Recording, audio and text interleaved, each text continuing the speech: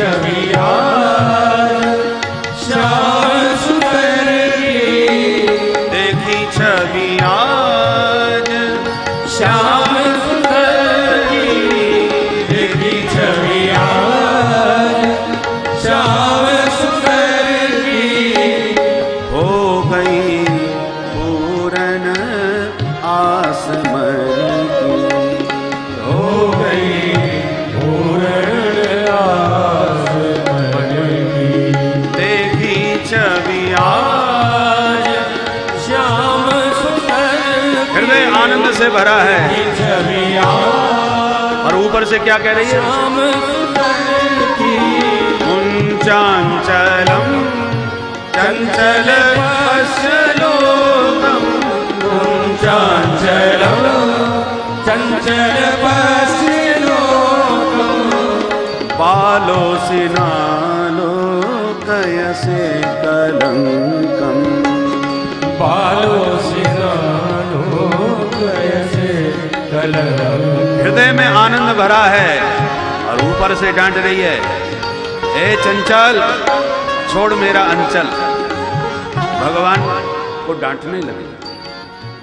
जब कहा कि चंचल छोड़ मेरा अंचल, तो कन्हैया छोड़ के चल दी। और जब चलने लगे तो हंस के कहती है, बालोसी तू निरा बच्चा है, उसको कोई भी समझ नहीं है। गोपाल गोपालन पंडितोसी, हे गोपाल तू निरो ग्वारिया है, गैया चरावई तो ठीक से आवे। भावम न जाना सी विलासिनी नाम, हम गोपियों के भावों को तू नहीं पहचानता, निरा बुद्धू है।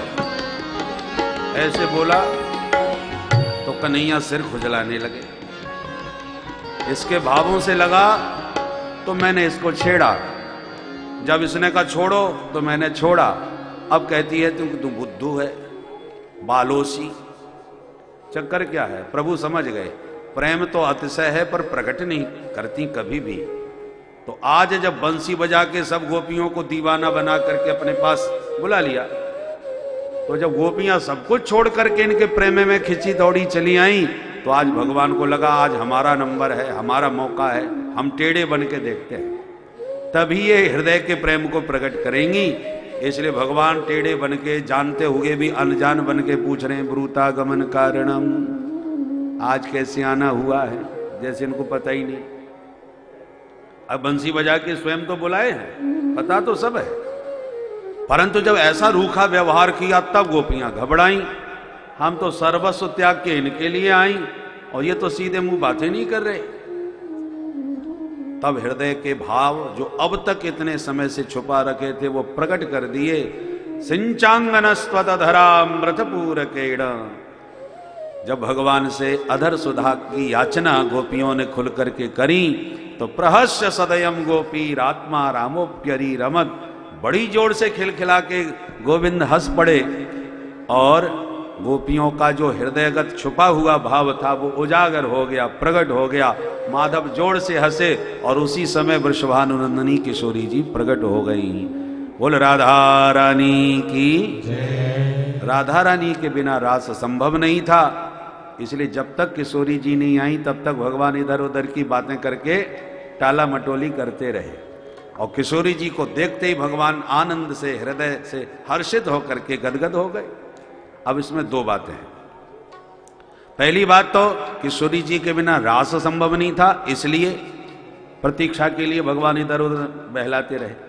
दूसरी बात, अब तक जब भी गोपियां गोविंद से मिलन को आई हैं तो किशोरी जी को आगे करके लाई हैं, और आज प्रेमातिरेक में किशोरी जी को छोड़ के सब अपने आप भगे आई, डायरेक्ट सीधे आके भगवान से मिली।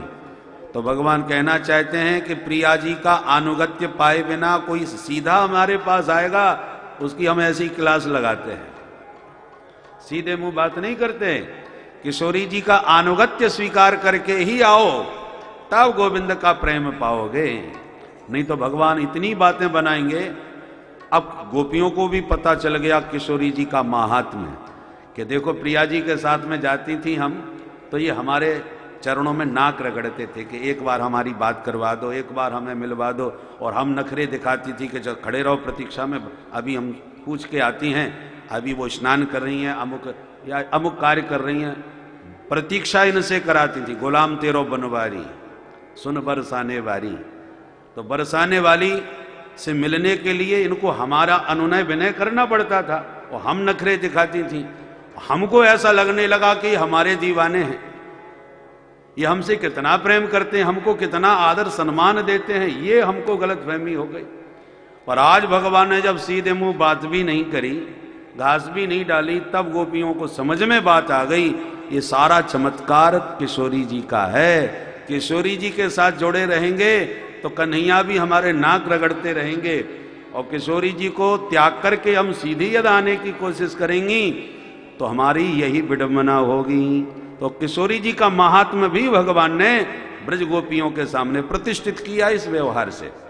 और अब किशोरी जी जब आई तो एकदम गदगद होकर के हंसने लगे गोपाल, और तब महारास प्रारंभ हो गया। बाहु प्रसार पररंभ कराल कोरु नीबी स्तनाल वन नर्म नखाग्रपातई श्वैल्या बलोक हसते ब्रज सुंदरीणाम उत्तम भयन रतिपतिम रमयांचकार।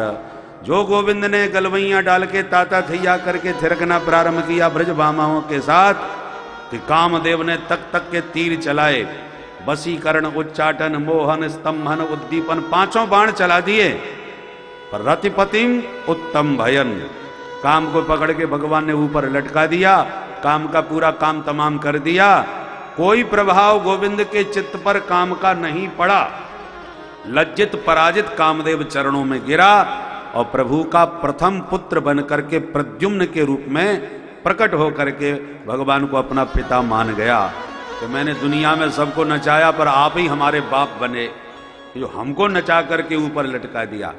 तो जो रास के आधार पर भगवान की इस लीला की चर्चा करते हैं, उन्हें इस